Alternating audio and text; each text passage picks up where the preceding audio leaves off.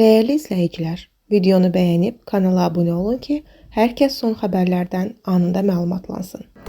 Hazırda ölkə ərazisində, xüsusilə dağlıq rayonlarda soyuq və şaxtalı hava şəraiti müşahidə olunur.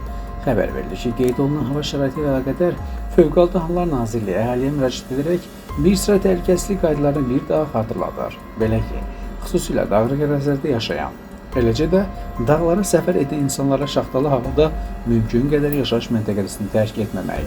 Belə bir zərurət yarandıqda hərəkət istiqaməti barədə yaxınlarını əvvəlcədən məlumatlandırmağı tövsiyə edirik. Hərəkət avtomobillə olduqda avtomobilin texniki göstəricilərinin fəslə uyğunluğu və kifayət qədər yanacaq ehtiyatı təmin edilməlidir. Qar uçqunu ehtimalı olan yerlərdən, o cümlədən dik yamaclardan kənar gəzmək və günün qaranlıq vaxtına qalmadan yaşayış məntəqəsinə geri dönmək tövsiyə olunur.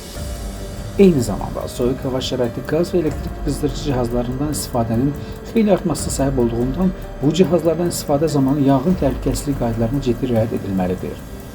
Nasaz, qeyri-standart və ya kurslar üsulla hazırlanmış qızdırıcı cihazlardan istifadə edilməməli, elektrik şəbəkəsi həddindən artıq yüklənməməli, işlək vəziyyətdə olan qızdırıcı cihazlar nəzarətsiz qoyulmamalıdır.